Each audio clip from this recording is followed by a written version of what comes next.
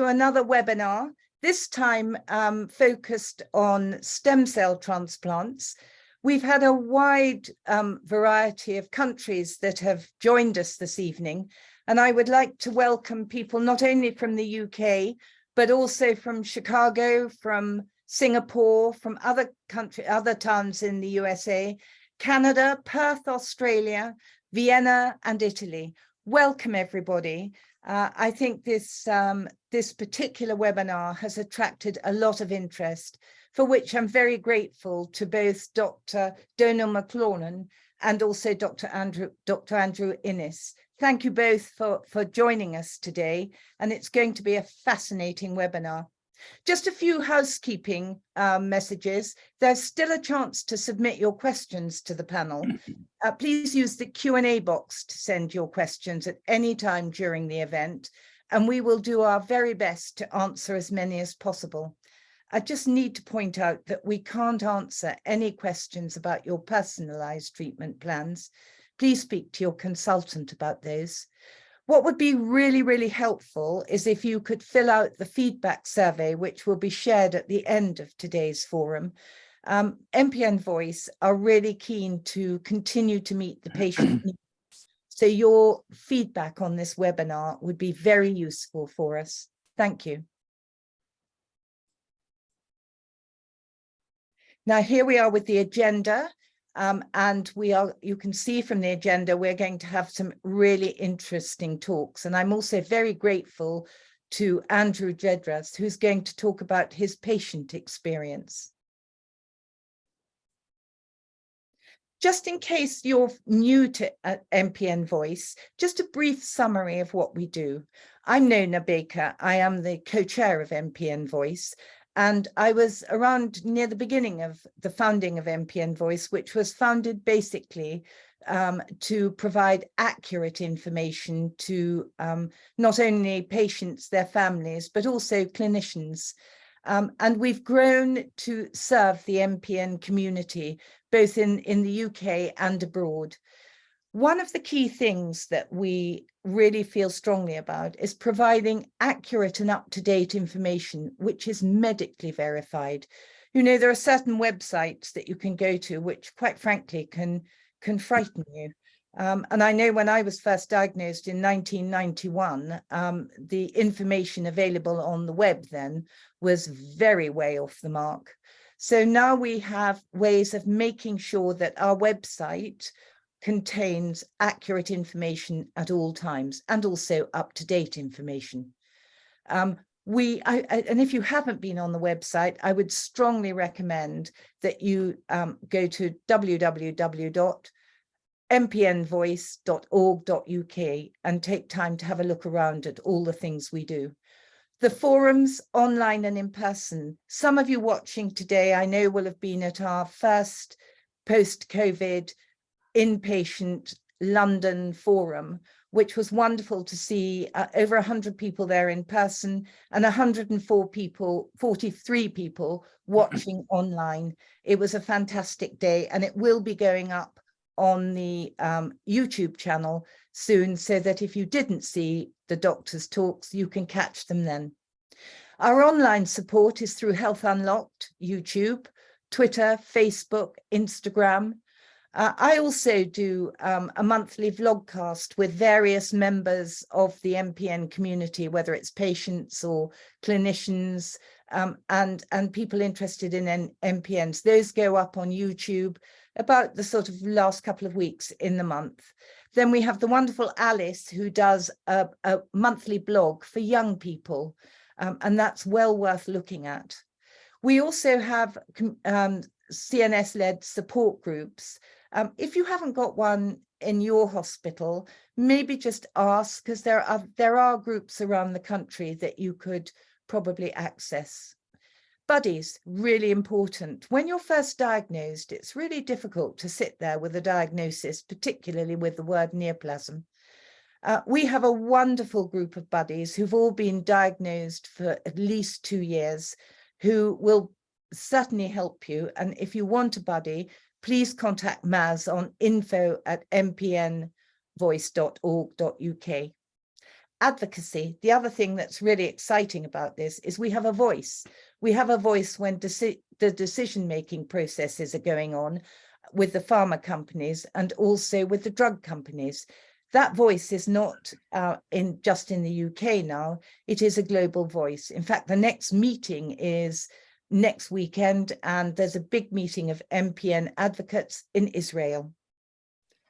Printed information, we have masses of that. We have leaflets, we have booklets and resources. Please check the website out if you want any.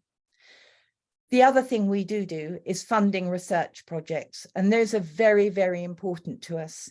And some of them, which are ongoing, are results are being published frequently.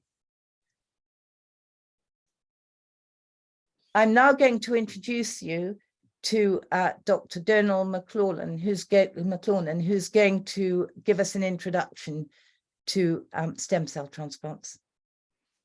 So hello and good evening or good morning, everyone. Thank you so much for joining the webinar this evening. And the team, we're going to bring you through some aspects of allogeneic stem cell transplantation for myelofibrosis in 2022 and beyond. And I'm going to really bring us through the concept of stem cell transplantation. And my colleague, Dr. Innes, will bring us through some of the processes. So if we go back in time to the concept of allogeneic stem cell transplantation, this was first pioneered by Professor Donald Thomas back almost 65 years ago as a potential curative procedure for some blood conditions. And over the last 7 decades, rapid advances have been made in outcomes for allogeneic stem cell transplantation. So what are hematopoietic stem cells? Hematopoietic stem cells normally reside predominantly within the bone marrow niche or bone marrow space. They are special cells that have replicative capacity, so they can self-replicate. And particularly from the bone marrow point of view, they have a capacity to make the mature cells that we see in our blood count. So red blood cells, platelets, and the white cell family. And these cells were born with a large pool of stem cells that dictate how the bone marrow will behave over time. So what are the types of stem cell transplant? When we think about a stem cell transplant, we can divide it into 2 main types. We have an allogeneic stem cell transplant, which means the stem cells are derived from someone else. We also have an autologous stem cell transplant when the stem cells are derived from the patient. Now, clearly, in myelofibrosis, although in the past, a few decades ago, there was some activity for autologous stem cell transplantation, we only focus on allogeneic stem cell transplantation as a potentially curative route for myelofibrosis. So when we think about the allogeneic donors, we think about sibling donors. So each brother or sister has the potential of being a 1 in 4 chance of being a full match. If we lack a fully matched sibling, our next choice of donor is a fully matched unrelated donor. And those donors, and we'll talk about tissue typing in my talk this evening, are determined by the registries, dependent on what country you live in. For us in the UK, it is the Anthony Nolan and the DKMS registry. And a tissue type, which is your specific signature, they will search for potential fully matched donors. We do use 9 out of 10 or mismatched donors. In some centers, there's increasing activity for half-match transplants, which are called haploidentical. And in 2022, it is exceedingly rare to have a cord blood transplant for myelofibrosis, and that has really fallen out of favor. So what are the broad steps in allogeneic stem cell transplantation? First of all, most importantly, it's identifying a patient who we agree is suitable to be considered for transplant. And we'll talk about those factors this evening.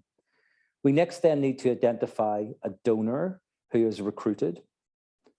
The individual who's undergoing the stem cell transplant has workup tests to determine that other organ function outside the bone marrow is satisfactory to proceed, which is a full, quite an intense procedure. And that involves testing cardiac tests, breathing tests, renal tests or kidney tests. The transplant procedure itself, which will be discussed a bit more in detail, is often a 4 to 6 week inpatient stay in hospital, including high-dose chemotherapy and immunotherapy. And then following discharge, there is intense follow-up in the ambulatory and outpatient setting. And really, this is a brief schematic of what happens from the potential donor through how the stem cells are collected. So stem cells are collected predominantly from the peripheral blood. So for the donor, and we'll talk about this, they receive a white cell hormone injection called GCSF that mobilizes the stem cells into the blood. They're then collected from an apheresis machine. They're processed in the laboratory.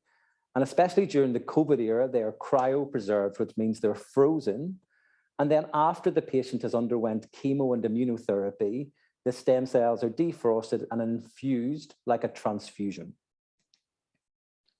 So what is tissue typing? And I'm sure many of us on the webinar this evening have heard this term being used, and it's HLA typing, which stands for human leukocyte, and leukocyte is a white cell antigen. HLA type is made up of many genes, but when it comes to matching, we're most interested in 6 of these. And these genes code for proteins that are expressed on the white cells. There is wide variation in the HLA types across the populations globally, and we inherit the HLA type from our parents. Each of the HLA genes that we have in our cell has 1 copy from mum and 1 copy from dad. And you can see on the figure on the right, what we're really trying to match is HLA A, C, B, and then DR, DQ, and DP. And that's when you may see a 12 out of 12 or 11 out of 12, etc., matching process. So each sibling, by normal genetics, has a 25% of matching the patient if they have the same mum and dad. However, we have to remember that brothers and sisters may be much older, or they may have health problems that even if they are a match, it prevents them from being a donor. Most patients, by normal genetics, in about 70% of cases, do not have a close match within their family. And that's where our transplant coordinating teams work with Anthony Nolan and DKMS to try to find an unrelated donor. And dependent on ethnicity, the chance of finding a match through the registries at present is anywhere between 60 to 99%. If we don't find a suitable match on the registry, but we do have a brother or sister, a fit parent, or an older child who is a haploidentical match, we also may consider them to be a stem cell donor. And these are the 2 main registries that I've introduced this evening, which is Anthony Nolan and DKMS. So as I often find with HLA typing, it's good to look at a schematic diagram. So here we can see the A, C, and B HLA typing. So I've just focused on 6 of the 2 parents. And you can see that it has a specific code that differs between mum and dad. If we then move down to a potential patient, you can see that half is inherited from dad in blue and half inherited from mum in purple. If we then look at potential siblings, we can see that by chance here, there is 1 match within the family. But there may be many siblings who just by genetic rearrangement and chance are not matched to a potential patient. And that is where we look for a matched, unrelated donor who has the same HLA type. Now, you may hear us as your clinicians, doctors, and nurses talking about 10 out of 10 or 12 out of 12, etc., depending on what center you're discussing transplantation. It is super important to remember that this is the major antigens that we're matching. So although we can say you have a fully matched sibling or a fully matched unrelated donor, there will always be minor differences between the patient and the donor due to minor histocompatibility antigens. And that's important because no one is truly identical out with identical twins. And part of the success of the transplant relates on the small minor differences between the patient and the donor. And here we can see in this family that I've shown on screen, potential haploidentical options if there was a lack of a suitable, unrelated, or sibling donor. So what happens with the blood sample that is sent off for tissue typing? The transplant coordinators, teams in your hospital will contact DKMS or Anthony Nolan, and we will also check your blood group and a particular virus called cytomegalovirus that many of us have been exposed to subclinically when we're younger. The hierarchy of matching is tissue type. We then try and match on blood group and CMV status. But blood group and tissue type are inherited completely independent. So you can be a fully matched donor, but be a completely different blood group. The registries will search for the donors across electronic registries in the UK, in Europe, and also extended globally. They will make a short list by the specific signatures of potential fully matched or mismatched donors. And then we recruit the top 3. So those 3 particular donors may be contacted to give a blood sample. And then through high resolution typing, we find the closest match to the patient. It's important to know that even when we do tell you about donors and potential donors, those donors may never actually come to donate stem cells. That's because they may have been on the registry in the past and decided now they can't be on the registry. It may be because they have developed medical problems that means they are not safe to be a donor, or the patient's treatment plan may change. So this is a good overview of how stem cells are collected, because one of the most common questions I get asked in clinic, is particularly if it's a sibling transplant, is what does it mean to my brother or sister who's donating to me? So the 2 processes have to be entirely independent. So I will focus on your transplant care, and other doctors and specialist nurses will focus on looking after the potential donor. And we have to keep the 2 streams of work separate. The potential donor will go through a questionnaire. It will look very closely at their medical history. They will have a chest X-ray and an ECG to make sure that they're physically fit to donate. And they will have a full panel of blood tests, including virology. If they're happy to donate, as I said, they then undergo a subcutaneous injection of GCSF, which mobilizes the stem cells into the blood. Often that's completely symptom-free for the donor, but because we're stimulating the bone marrow, they can typically describe some bone pain that is very easily managed with simple over-the-counter analgesia, such as paracetamol. So we check the CD34 count, or the stem cell count, in the donor's blood, and we can predict when we can optimize the harvest of the stem cells from their blood. And they are connected to it's a day procedure. They're connected to a fancy centrifuge machine called an apheresis machine that spins the blood in basic terms on density. The stem cells are taken out and the rest of the blood components are returned to the donor. Often if the donor is young, we get sufficient stem cells in 1 day, and that can take 4 to 6 hours. But if we don't get sufficient stem cells, we ask the donor to come back for a 2nd day and rarely for a 3rd day. So what about other tests for the patient who's undergoing transplantation? As I've said, we really focus on cardiac assessment, renal assessment, and pulmonary assessment. From a cardiac point of view, there will be a baseline ECG and also an estimate of cardiac function. And the 2 tests that are commonly performed across centers are either an echocardiogram or a Muga scan, which looks at heart pump function. And it's essential that all potential transplant candidates have this test performed within the few months prior to transplantation. Next, we often ask, dependent on the center, for patients to have pulmonary function tests.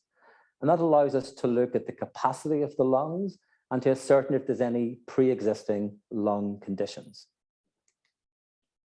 And lastly, we look at the kidney function in detail. And often this is a nuclear medicine study which estimates the glomerular filtration rate, or in brief, an overall global function of the kidneys, because it's super important to remember that many of the chemotherapy drugs we use and the immunosuppressive drugs we use are dependent on normal or near to normal kidney function. And that's why we perform these tests prior to transplantation. You may have other tests, and I'm noticing a typo in my bone marrow biopsy, and that would be a bone marrow biopsy between 1 to 2 months prior to the transplant procedure to assess the disease. We may ask for ultrasound or CT imaging of the spleen and liver. And in some cases, there may be an endoscopy test, which is when a camera is passed into the esophagus and the stomach and the top part of the small bowel, just to assess if there's any inflammation, or importantly, if there are any varices or dilated veins. So when we think about transplantation for myelofibrosis, there's increasing activity globally year on year. We did see across all transplant indications a slight decrease during the COVID pandemic because of the risk, but since we've moved slightly forward with that, the activity levels have come back up and are increasing every 6-month period.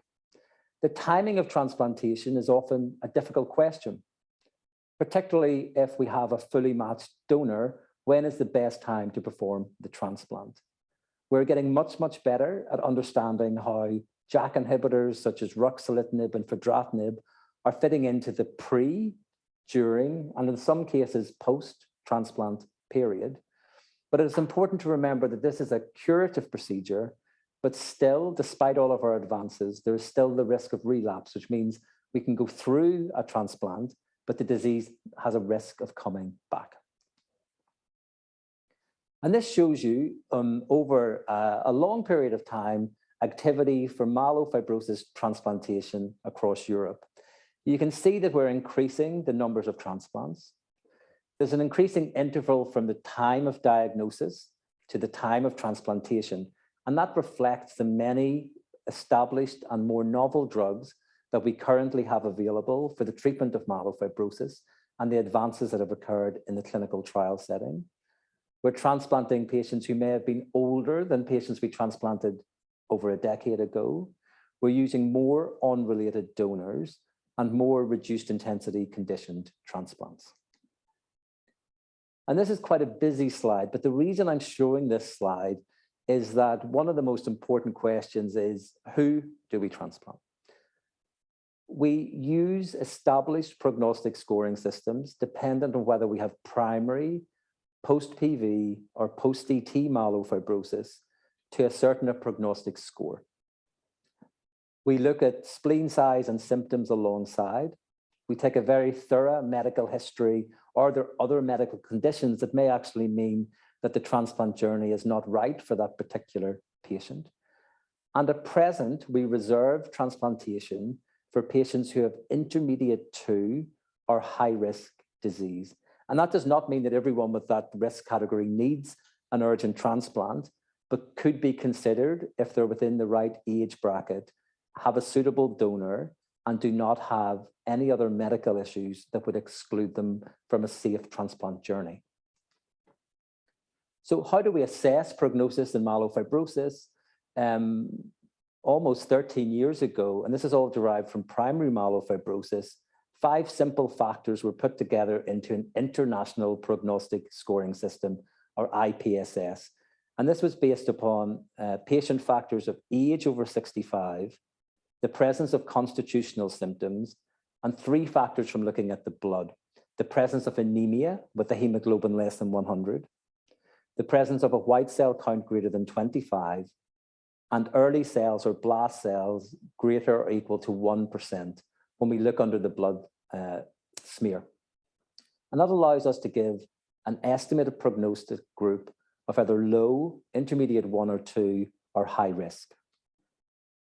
During the disease course, we call that a dynamic IPSS, and the same 5 factors are used.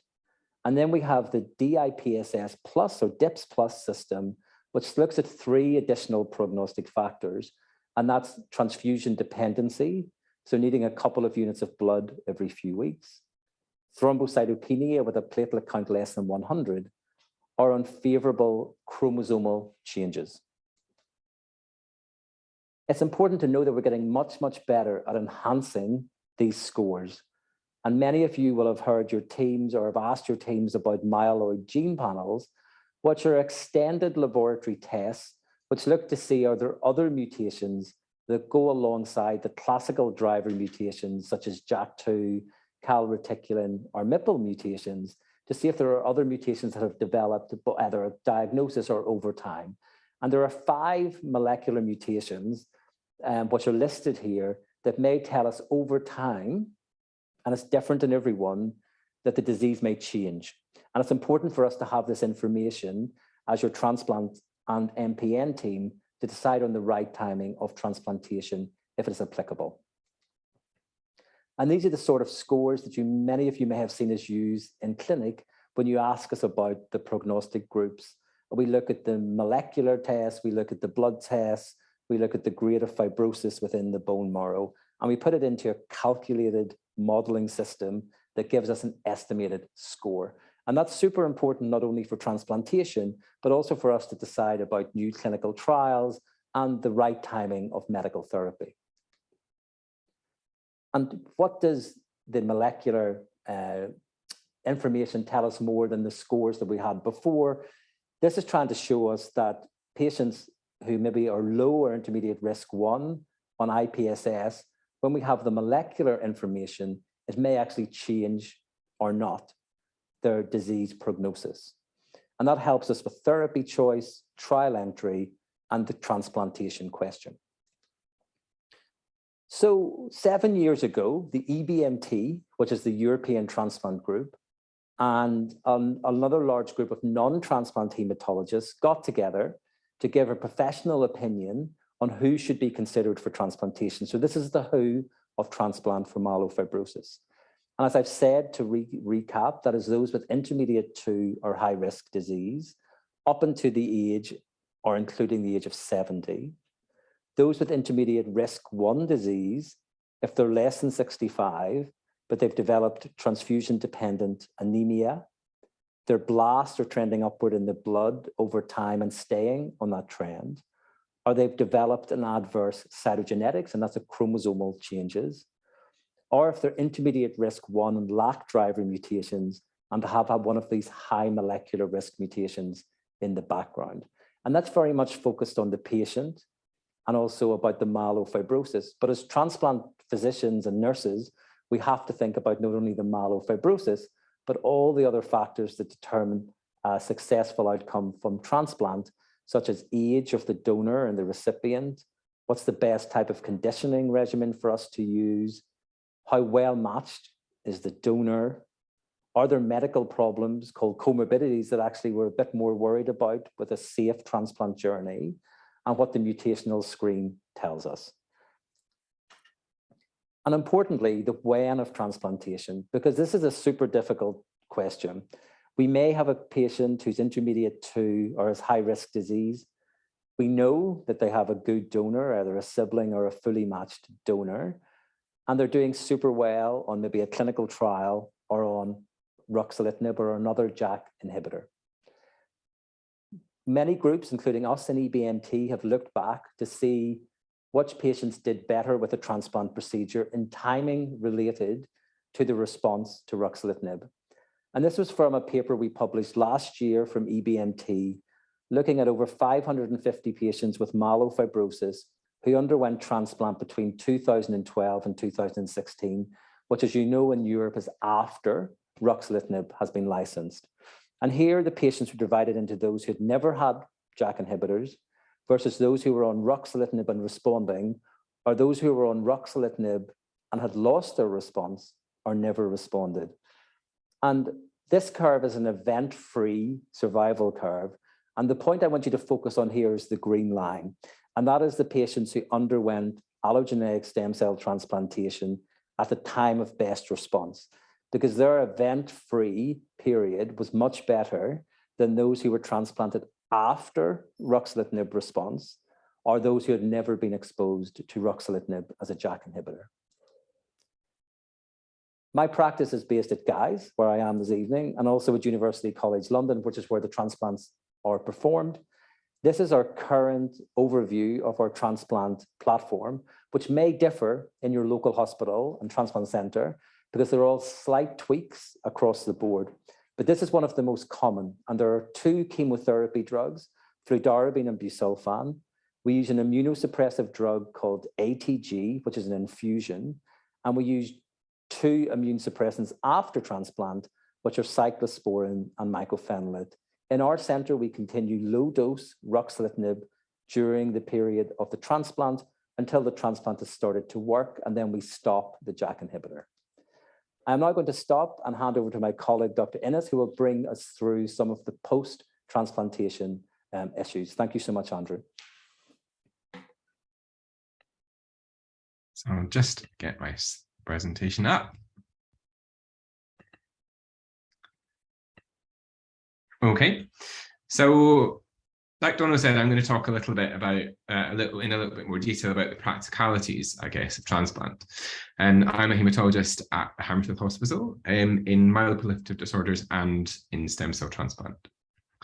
So I guess what we're most interested in is what really is the timeline between making the decision to transplant and getting to the final point, the end point that we're all trying to achieve, which is cure of myelofibrosis.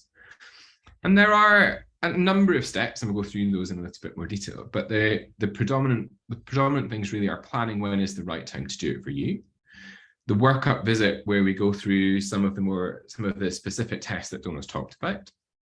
And then you get to the point of hospital admission, which it can be a bit daunting for people when they don't really have a feel for what that's going to be like. So I'll show you a little bit about that.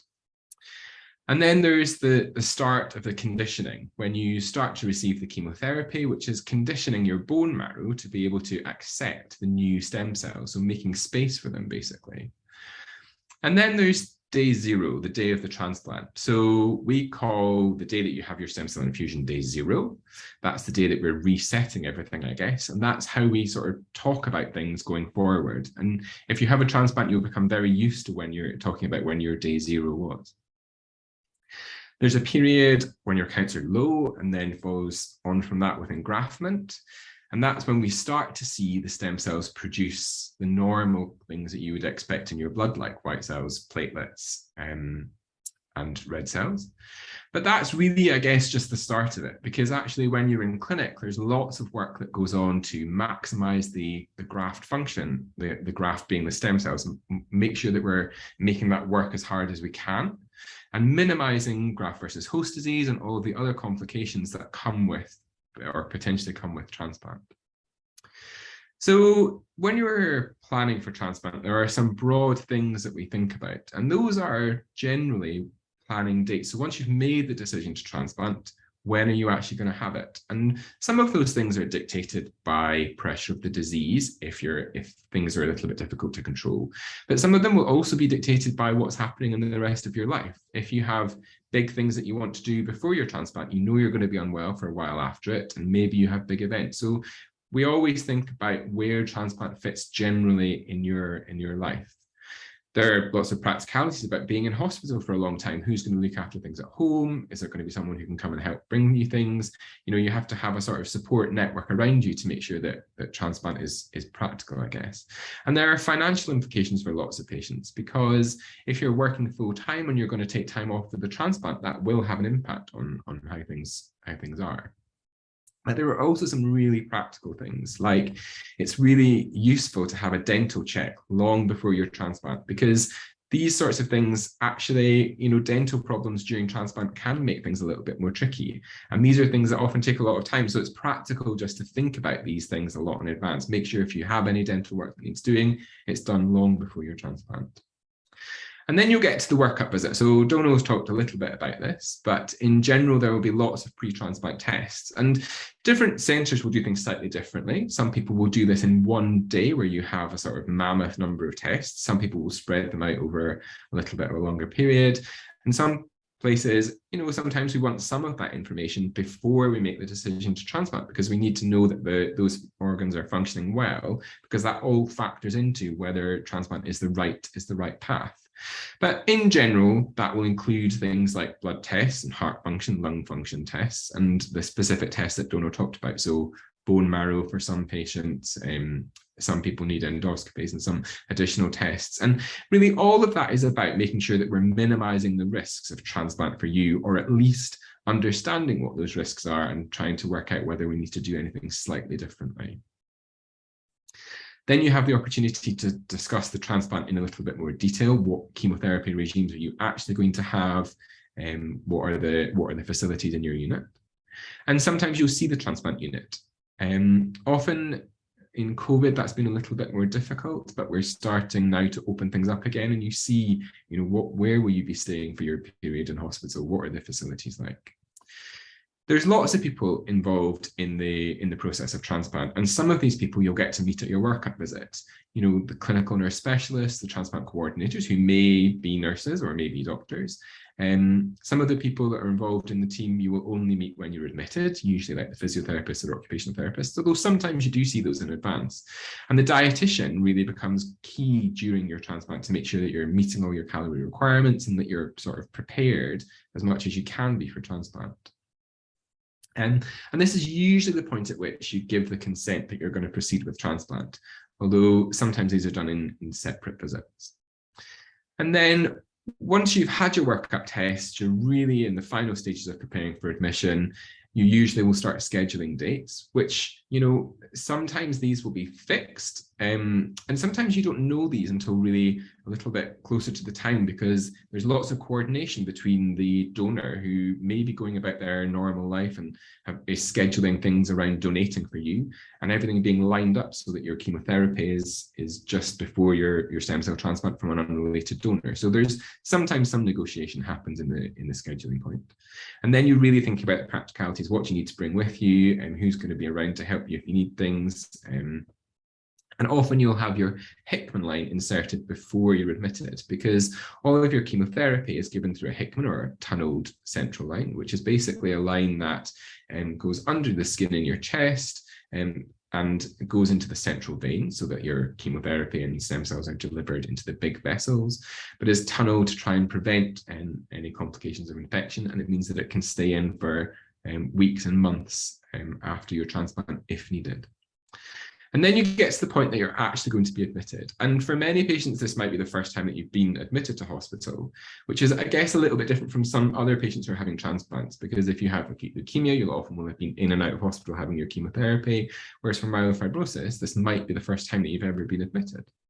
And so your hospital admission is going to be usually for about 4 to 6 weeks. Each person is slightly different, but that's broadly how long you're in hospital for.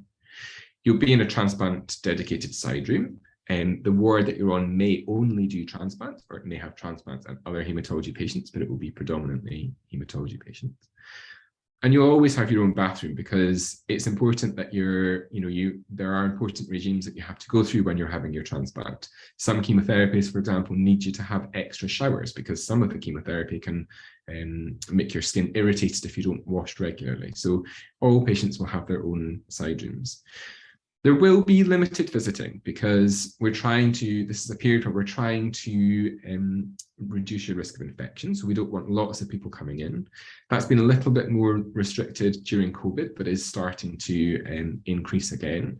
But you often have to think about who you want to be your primary visitors and things during your transplant. And really, there will be strict infection control during this period. The rooms all have special filters so that the air is it has all of the potential fungal spores taken out. And everything in your hospital stay is really, or one of the big things in your hospital stay is about preventing your risks of infection.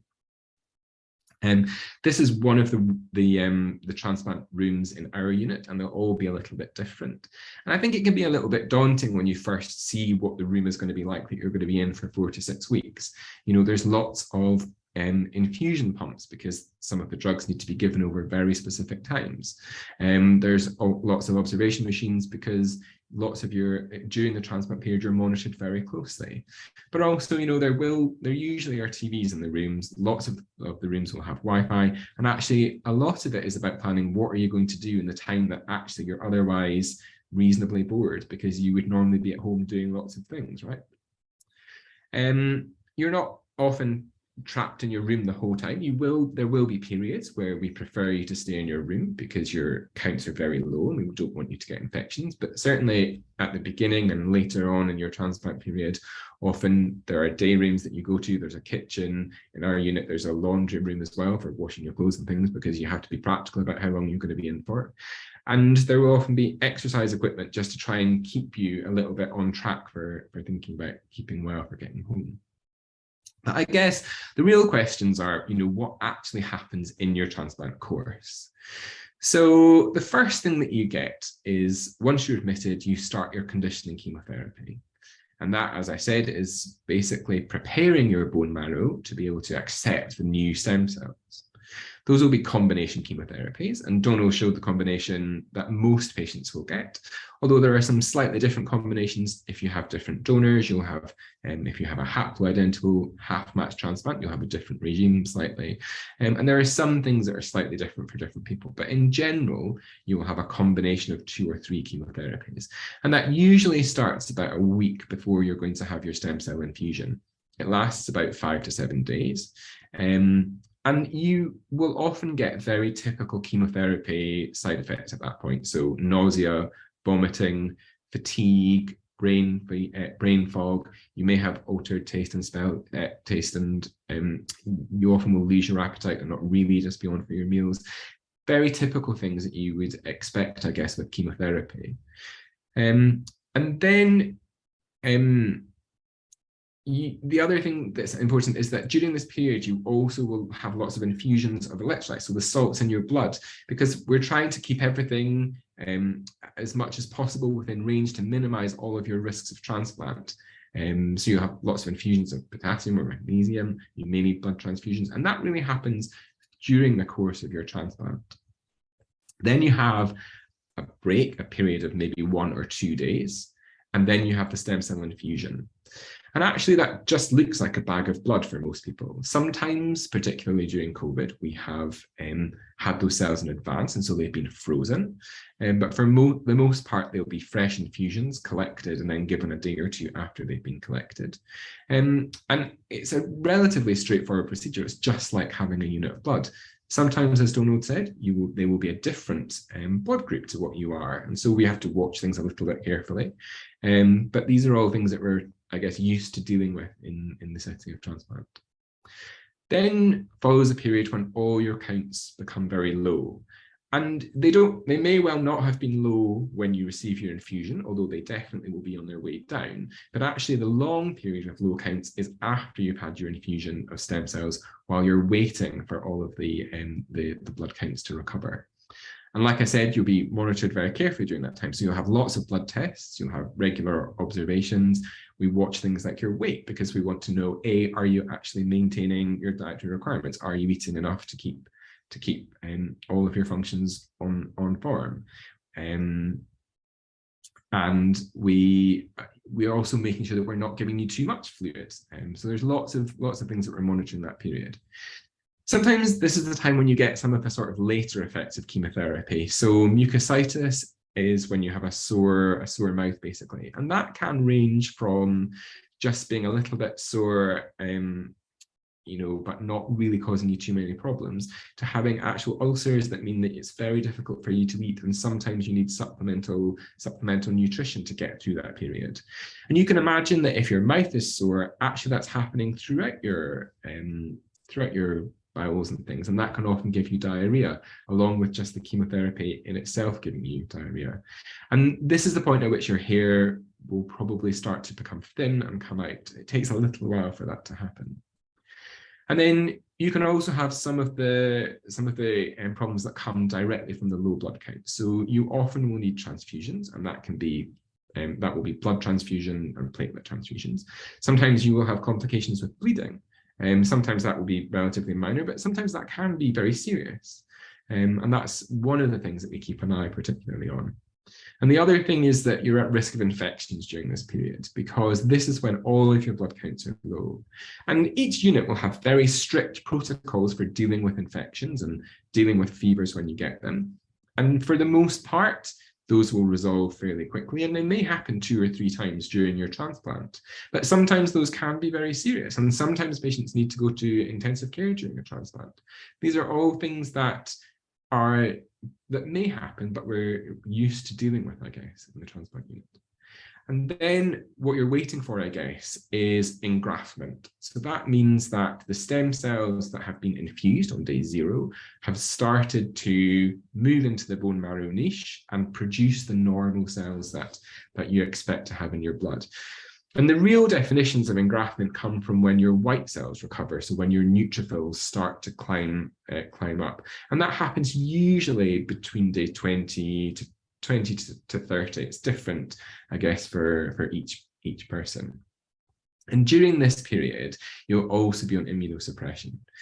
So if you have a transplant of a kidney or a liver, then you have to take lifelong immunosuppression, because otherwise you reject the organ. It's different in stem cell transplant because you're having a very well-matched transplant, but B, you're also implanting a new immune system. So you have immunosuppression at the start, just so that things kind of engraft and embed. And over time, we reduce that down and we let the stem cells get used to your body, basically, and start to do their job, which is keep on top of the myelofibrosis. So when I'm doing the ward round, what people always ask me is, when can I go home? They've started to engraft, they're feeling a bit better, can I go home yet? And I guess there are some real strict things that I need to see in place before we let you go home. And those are that your neutrophils are recovering, that you're eating and drinking well, that you're able to take all of your medications orally, and that you're going to cope at home. And that means that actually, that usually happens around 6 to 7 weeks after admission, but that doesn't mean that the whole process is finished. There's still lots of things that we might be waiting to happen, but these are the sort of critical things that need to be in place before we can think about letting you home. And when you go home, you go basically on a very short leash. We see you very regularly in clinic, 2 or sometimes 3 times a week. You have lots of blood test monitoring, and it's very normal still to need transfusion support in the period when you first go home. So the recovery after transplant takes a long time, and it takes weeks to months to get back to where your fitness levels, and just from being in hospital, really. So it's important to take things slowly when you go home and not get over concerned if you're exhausted, because a lot has happened probably in that period. You'll be on lots of medications, and prophylactic medications are medications to prevent you getting problems, basically. And there will be prophylactic antibiotics and antivirals. There will be specific antibiotics to prevent you getting specific unusual infections. And often you'll still be on some of the drugs that have been used to prevent damage to your liver or improve your liver function during transplant. And you'll be on the immunosuppression. So, you're going home, but still with lots of medications and lots of clinic visits. And actually, readmissions are very common. It's not uncommon to go home, feel well for a few weeks, and get a fever and have to come back. And sometimes people get upset by that, but that's just part of the process. It's very common for these things to happen. So what happens in the sort of longer period after discharge? So engraftment happens around day 20 to 30. That's the sort of start, I guess, of the process. But there's a long period of immune recovery and immune adjustment for your new immune system to get used to your body, and adjustment for you to get used to how things are, I guess.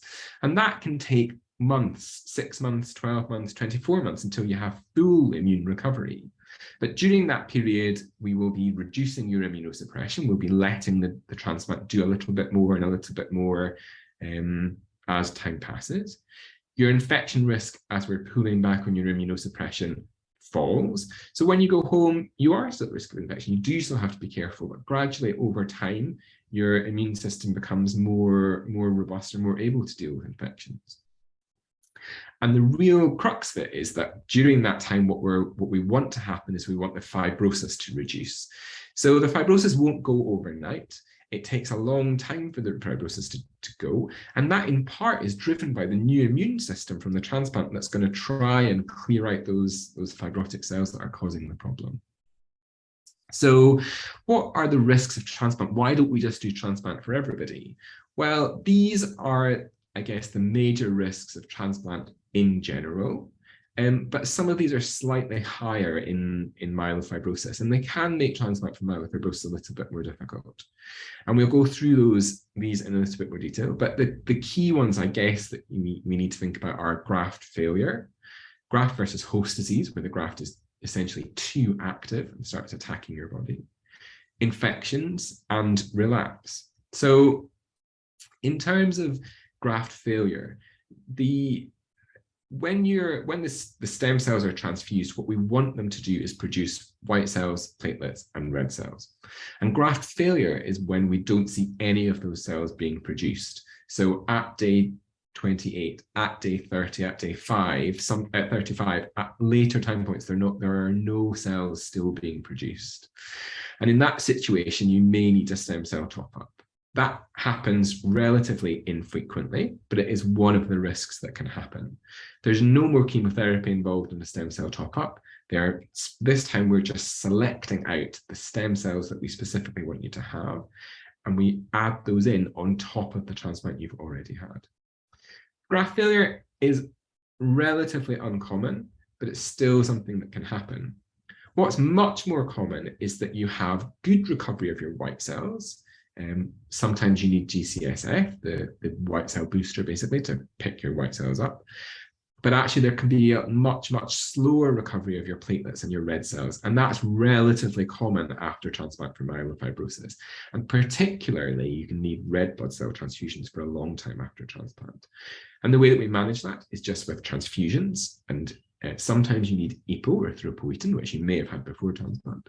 And we just wait. And a lot of the time, just waiting in itself is enough for those things just to take a little bit more time to recover. Sometimes in that situation, you do also need a stem cell top-up, but in general, time itself is enough to recover a lot of those things. The other big thing to talk about is graft versus host disease. And that's a balance, because a little bit of graft versus host disease can be a good thing, because what that tells us that the transplant is working well. But too much graft versus host disease can cause you problems. It can cause you symptoms that are troublesome, but it can also be life-threatening. And in general, we split graft versus host disease into two separate groups. So acute, which happens very early after transplant, and that tends to affect your skin, your liver, and your bowels. And more chronic graft versus host disease, which happens a little bit later. And that can affect all of the same things as acute, but also can affect your mouth or your eyes. It can be a little bit more difficult to work out exactly what's going on. Maybe you just have a little bit more appetite loss. Maybe you're just losing weight and you don't really understand why. Maybe you can just have some dry skin. The thing is that all of these symptoms kind of overlap between acute and chronic, and a lot of the time we will try to control them a little bit, but they will just go up and down themselves, and often over time really is the thing that can make a lot of these things just get better. So as I said, the treatments for chronic and acute can often overlap. Sometimes we just increase your immunosuppression. If you're just in the phase where we're starting to take down your immunosuppression and you get a little bit of GVHD, sometimes just increasing your immunosuppression is enough to control that until we wait a little bit longer and then try to bring it down again. Sometimes you need additional therapies like creams or steroid creams for skin GVHD. And sometimes you need systemic steroids, tablet steroids to try and control things. Sometimes we need to add in additional immune modulators. And sometimes GVHD can be very serious. And sometimes these things end up being long-term therapies. A lot of the time, we just regain a little bit of control, reduce the GVHD, but sometimes people need long-term treatment for GVHD. And I guess the other thing that's important to think about is infections. And those can be infections when you first go home. So you just feel more unwell than you did, or you've had a fever and we have to readmit you and give you antibiotics.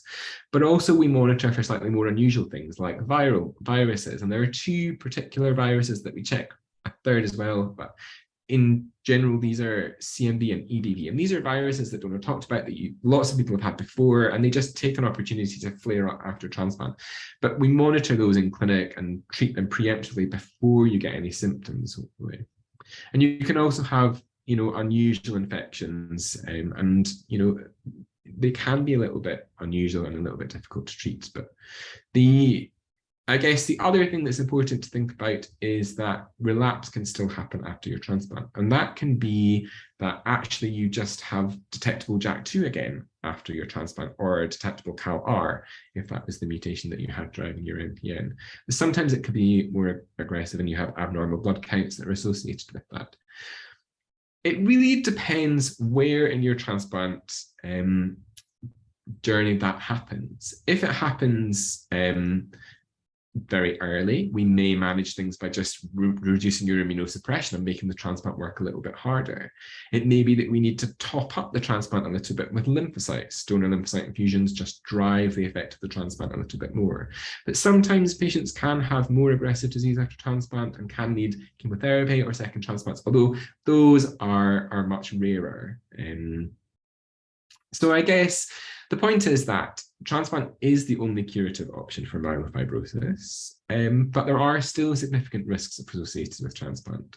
And really, the decision to proceed with transplant takes a lot of time and careful consideration, taking into account all the factors that are individual to you, really.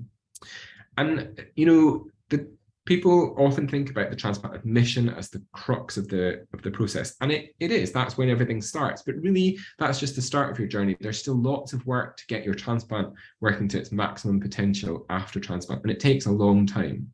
And I guess that's the other thing that's important, is that transplant significantly impacts on your life for a long period of time, and sometimes, you know, a year, sometimes longer. Sometimes people recover very well and are feeling, you know, great after 6 months, but sometimes it takes a little bit longer, and you have to, I guess, be mindful of how long it can take to get back to being well after a transplant.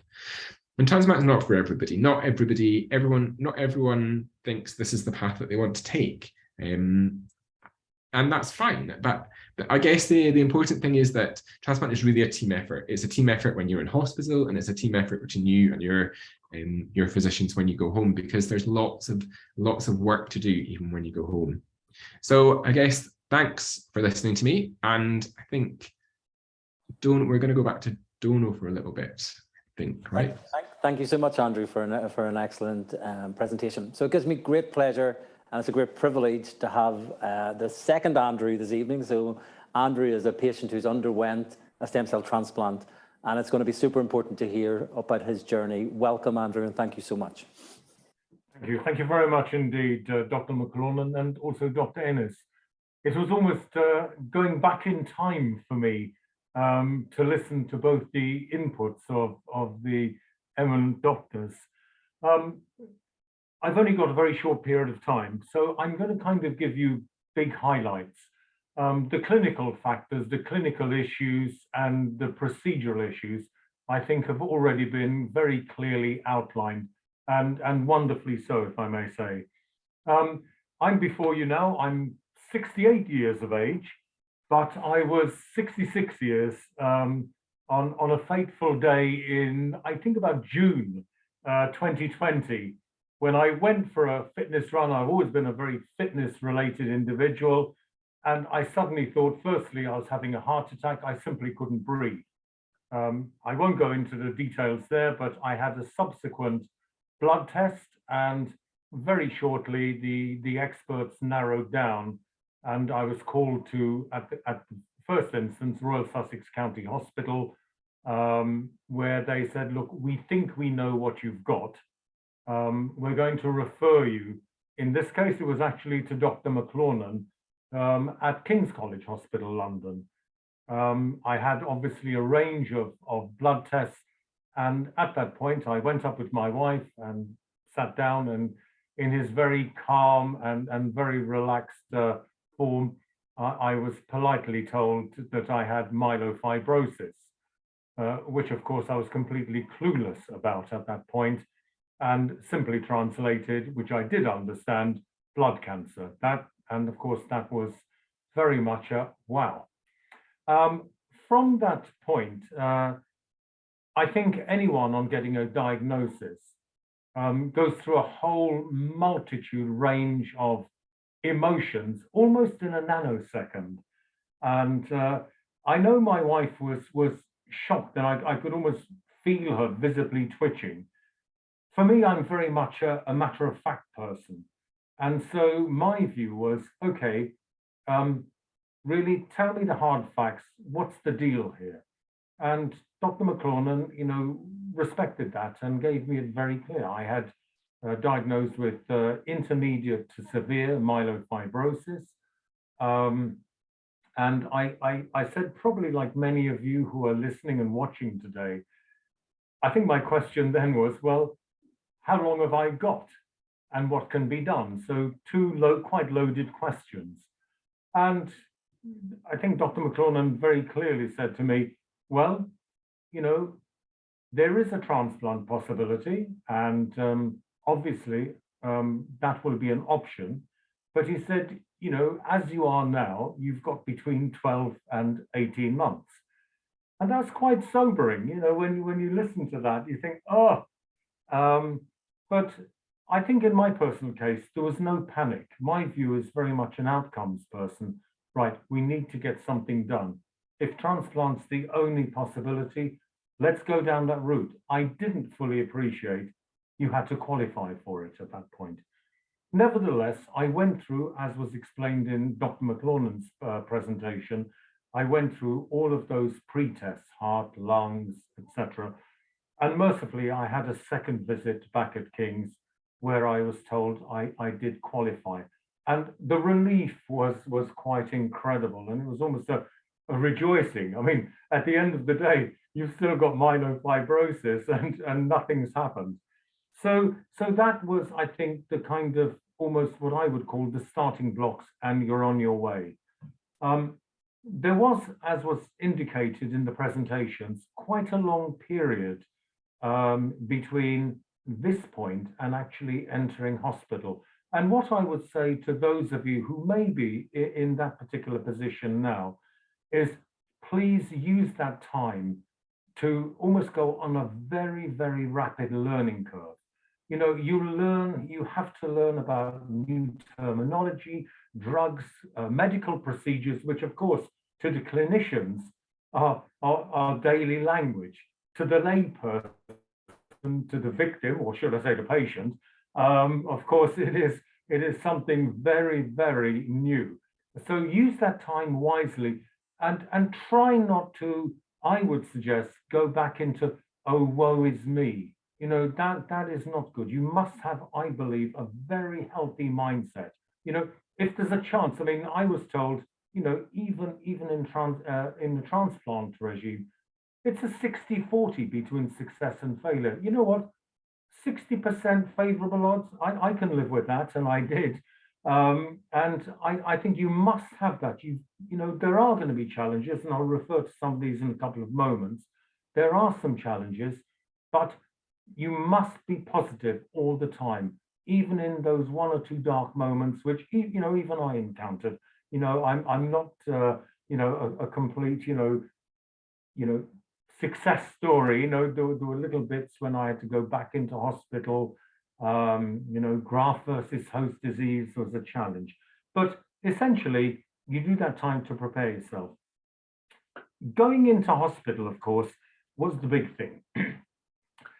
The 5 days of chemo, which I had, were quite interesting. I was psyched up for this brutal procedure. And there's 3 chemicals which are used. One, it lasts a couple of days. Then there's another one they start. And then in the last 3 days, they introduce number 3. Number 3 certainly brought home the reality of what chemo was all about. And, the first few days, I went in, had my chemo, great. The last couple of days, now suddenly the nausea, the sickness, you're not feeling good, then you really know change is afoot. And that is quite a rapid process. So no matter how big and brave you are, chemo does definitely get to the sweet spot very, very quickly. I was forewarned that the transplant itself was actually quite unremarkable and very quick. And it was delivered by 2 highly experienced, absolutely charming nurses. I had my transplant actually not at King's, but at University College Hospital in London. I went in there on the 5th February by memory, and I had my transplant after the grueling, what seems to be an eternity of recovering from the chemo, which was actually only 5 days, on day 7, which of course, as Dr. Innes said, they classify as day 0. And of course, mine came in as lovely drum, and the stem cells were frozen in liquid nitrogen, and they were defrosted in front of me. And actually, I recorded it. And maybe if I ever do such a talk again, I'll probably put a little clip on about what that actually looks like. And then really, once you've had that transplant, I actually feel you become worse. I was very conscious of what Dr. McLornan said to me when I met him. He said, you know, you may be feeling kind of okay, you know, I was certainly absolutely reliant on blood transfusions. At the point of diagnosis, my hemoglobin level was 58, which was particularly low. And, you know, really, this, you know, anything out of the ordinary, climbing the stairs, required a tremendous amount of effort. Things you've done, you know, seamlessly in your life suddenly became problematic. But you actually get worse, from my point of view anyway, and certainly for myself, afterwards. And of course, you become very psychologically pushed, because what you want to know is that magic day of engraftment, you know, because that is the first indicator of potential success of the whole procedure. During that time, of course, in hospital as a patient, I went in and was admitted during COVID. So there were particular restrictions on visiting. I was in hospital for, I think, well, I was sent home for a few days and then contracted and I had to come back in. So all in all, I was in hospital for about 7, nearly 8 weeks. And most of that time in a private room with an ensuite, as has been mentioned, and a feeling of tremendous isolation, really. But I kind of got my mind around the fact that every day I spent in there and got through to the next day, so one day at a time, I was getting a day closer to release and hopefully full cure. Of course, you're bombarded with infusions, chemicals, and actually after a point, you know, you just take it, look, please do what you want. I had a PICC line in. At some point, there were 3 bags being pumped in. And it really is, you know, from a person myself, you know, I've always had, with great blessing, I've never been really seriously. I've never had anything beyond a serious cold, nothing. And so suddenly you go from 0 to you've got blood cancer. You know, it's very stark. And I know I'm coming towards the end of, you know, my allotted time. It's not much. So I really want to go through, for me, what were the 10 key issues. Firstly, entry, chemo was what it was, and you need to prepare yourself. And when it hits, don't give up and try and remain as mentally strong as possible.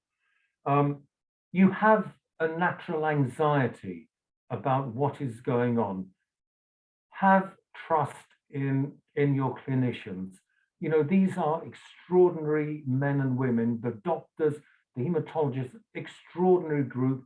And whether it's a consultant or a registrar, you know, please place trust in them. They've seen it, done it. You're not the first person.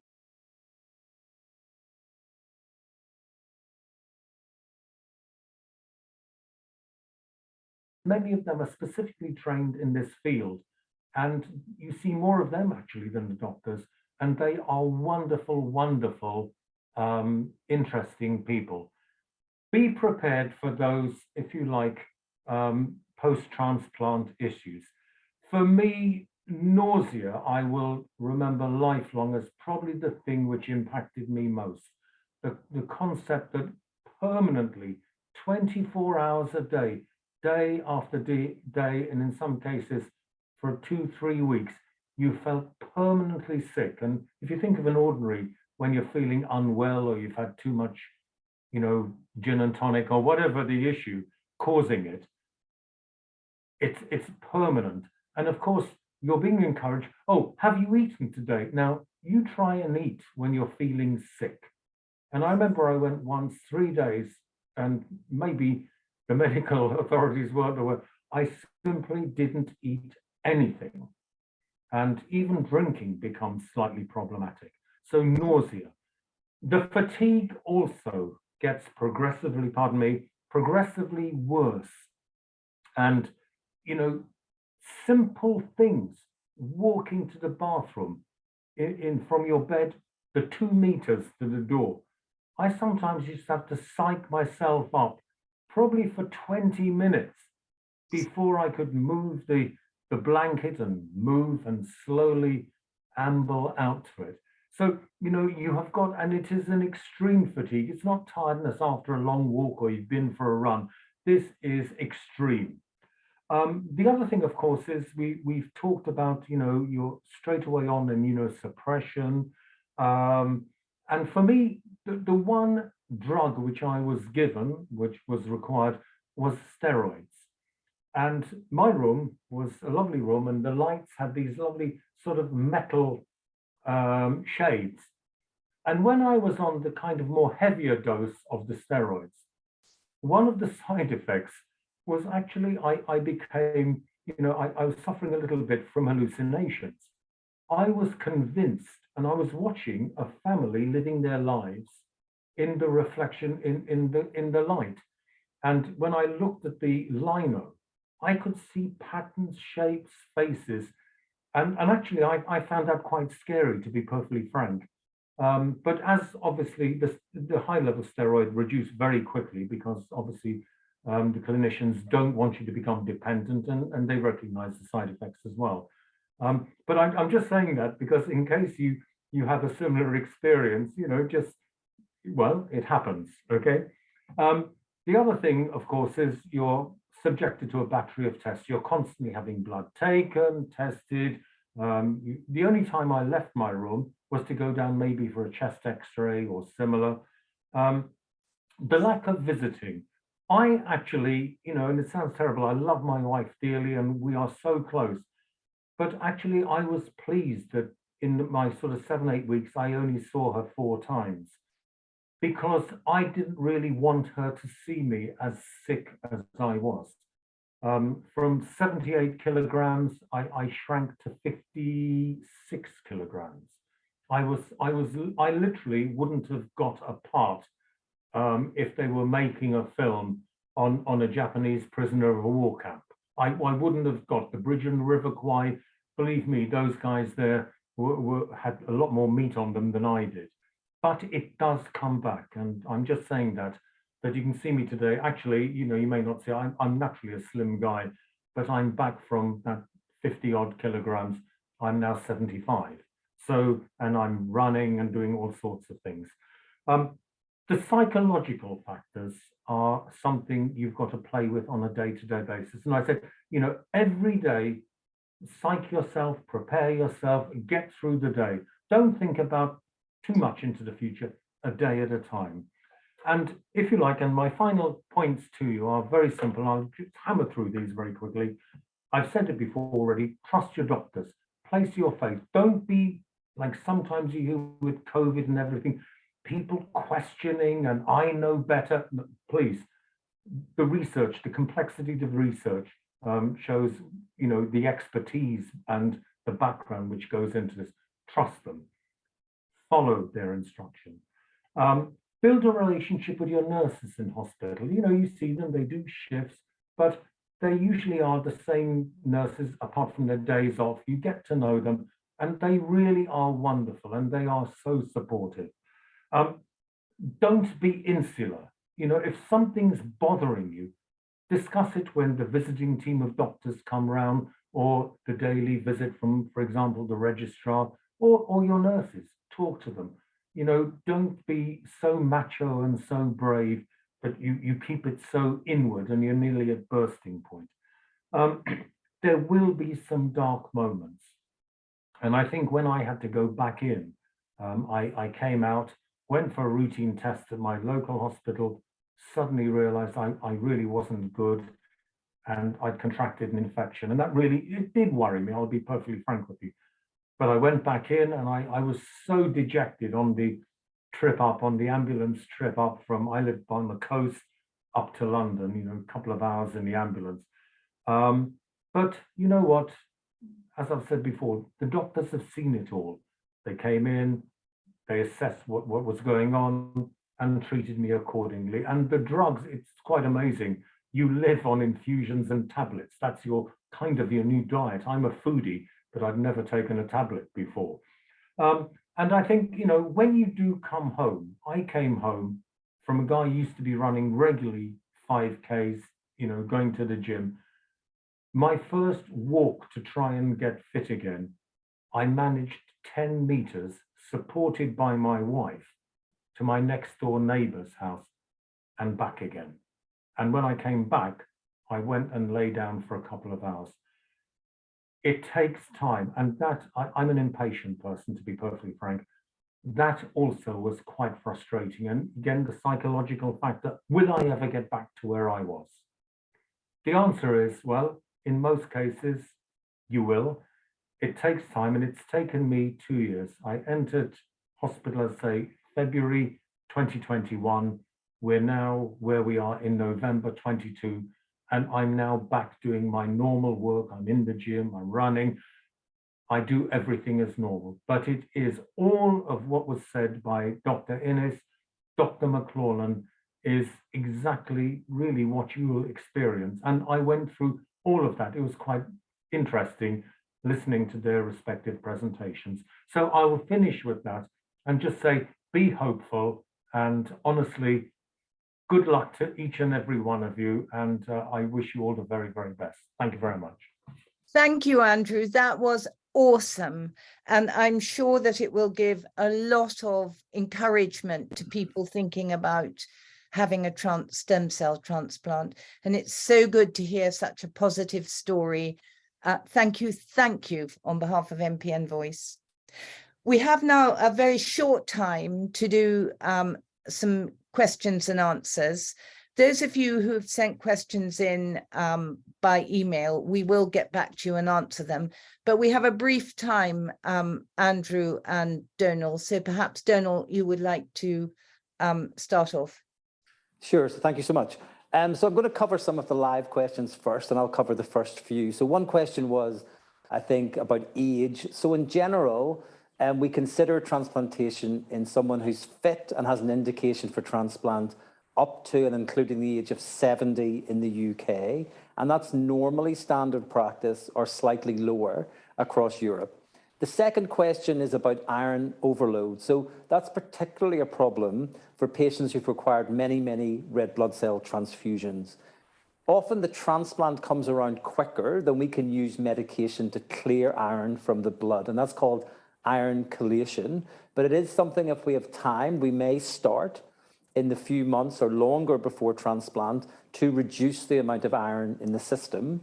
But there is conflicting data about iron overload and how that determines transplant for myelofibrosis.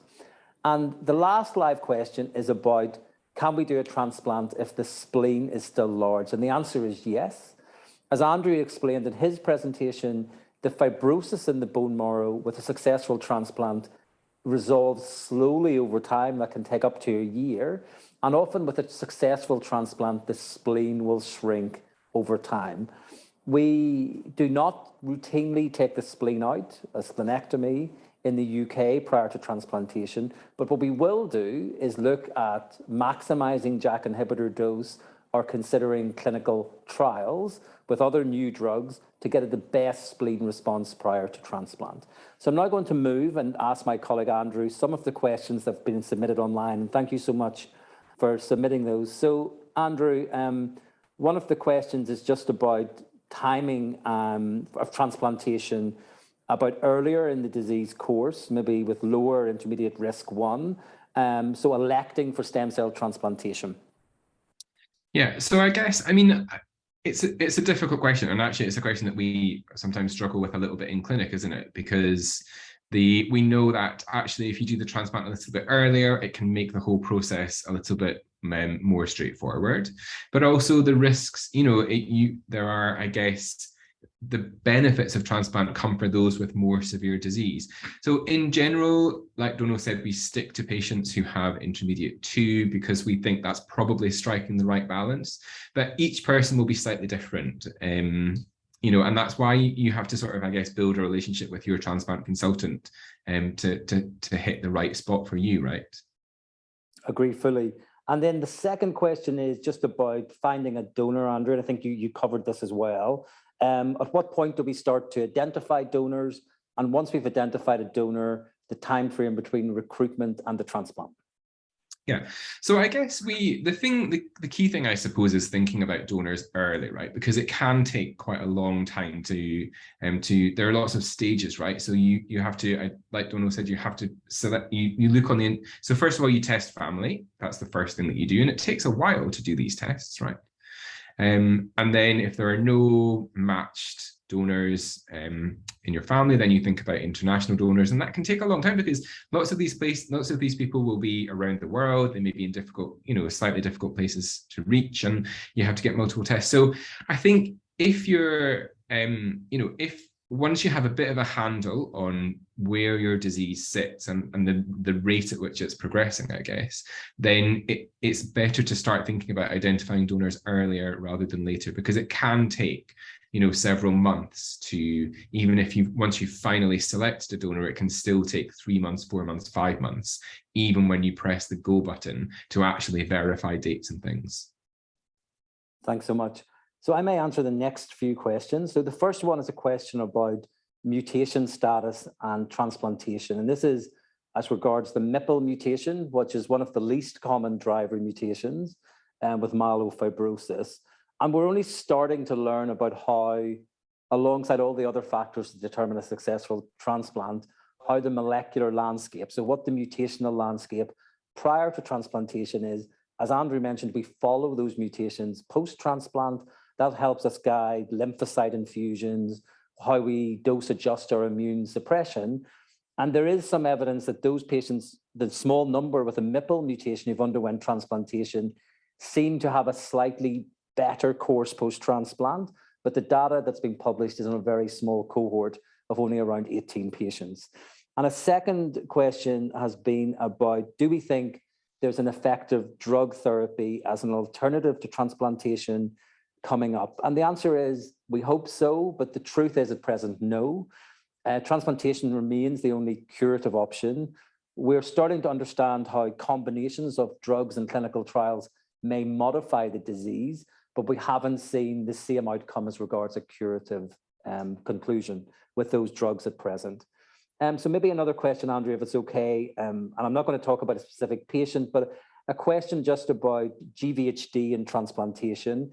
And the individual who submitted the question has maybe read that up to 60 or 70% of people may get GVHD.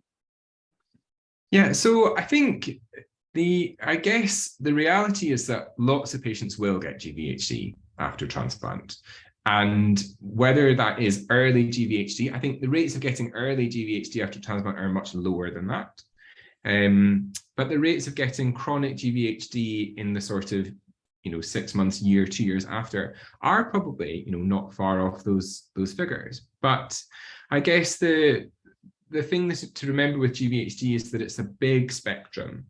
So some people will have relatively limited and relatively straightforward to control GVHD, whereas for some people it will definitely be more problematic. But we always struggle with this double-edged sword that a little bit of GVHD really encourages us in that it tells us the transplant's working, and we know that that can be a good thing to have a little bit of GVHD, but holding it back and so we have sufficient control of it that it's not massively impacting on the organ function and how you get on with your day-to-day life, I guess. So I think GVHD is a very common feature of most people's transplant paths, I think, is the reality of it. But we control that as much as we can and try to control it against the disease risk, right? Exactly, no, completely agree, Andrew. And there's been just a further question just about ophthalmic, which is eye graft versus host disease that can happen, and just about different treatments. And the treatment ranges there are very variable, which include ongoing immune suppression, steroid eye drops, or even cyclosporin eye drops or serum eye drops. And there are some new treatments that are coming through that the ophthalmologists are looking at. So there's another live question that I'll just answer briefly about what impact about current transplant research and development work might have the positive impact in the future. And I think really for us in the transplant community, so for Andrew and I and colleagues, what we're really looking at is what's the best combination of drugs to use to bring patients safely through transplantation. You know, how do we understand how the mutations affect the outcome post-transplant? We're getting much, much better at using different chemotherapy approaches for haploidentical, so half-matched transplants. And I think in the future for patients who lack other suitable donors, we'll see increased activity in the UK. So there are many facets to the transplant procedure that we're currently looking at. So maybe, Andrew, if it's okay, I could just ask you another couple of the questions that have just come through. And maybe could we just highlight one or two clinical trials that are happening in the non-transplant space for myelofibrosis in the UK? Yeah, so there are lots of trials actually for myelofibrosis. There are trials for patients who've been newly diagnosed that are comparing ruxolitinib with ruxolitinib in combinations. And there are trials for patients who have already had ruxolitinib and are maybe not responding as well to it as we'd want them to, or have had a response but have lost it. So there are lots of trials around actually for myelofibrosis, more than for lots of the other myeloproliferative disorders actually in reality. Yeah, fully agree, thank you. And then another question that we've had is moving slightly off myelofibrosis. So the question has come in about calreticulin mutated essential thrombocythemia, and somebody who's 31 years of age with a platelet count that's nearing 1,500 is not on aspirin, and just about indicators for treatment with CAL-RET in a 31-year-old patient, Andrew. Okay, that's a really tricky one for the end, right? Thanks for that. I think generally speaking, you know, 1,500 is the sort of cutoff that we start to think about treatment for patients. But, you know, it can be difficult. With high platelet count, usually we think you're at increased risk of clotting, but actually sometimes when they get really high, you become more at increased risk of bleeding. And so we need, you know, you need to sort of balance those risks before you think about aspirin. And the other thing is that we're only really starting to understand what are the differences in risk between JAK2 mutated and CALR mutated. So I think these are difficult things. And in general, 1,500 is the sort of cutoff that we start to think about doing something about it, but it's still, you know, very much in discussion, and lots of the guidelines across the world are slightly different, just reflecting the fact that we're not entirely clear on lots of these questions, I suppose. Thank you so I'm much. really sorry to say that we're going to have to stop. This has been spectacular and really informative, and I hate having to intervene, but we'll be cut off at 6 o'clock. All three speakers have been superb. Thank you. This is just a little plea. To put these webinars on obviously costs MPN Voice money. And if you have enjoyed this as much as I certainly have, I wonder if you would please consider donating on going through the www.justgiving.com MPN Voice, or the QR code that we have here. It just gives us then the opportunity to put more of these webinars on. But thank you all, because it has been superb. We could have gone on for another half an hour with the Q&As. And I'm hoping that I know that you will answer all the ones that have been sent in. Just one other vote of thanks to Danny and Andrew and Dean in the Guy's and St Thomas's Foundation Education and Events Department. You've been fantastic putting this together, and it's been seamless as far as the tech is concerned. Thank you all. I really would like to give a big mention to you two doctors, and in fact all the doctors who so generously give your time to MPN Voice. You know, it really is appreciated by each and every one of us. You know, many heartfelt thanks for all you're doing to help the MPN community. My final word is just please stay well and keep safe, and look forward to seeing you all soon. Thank you.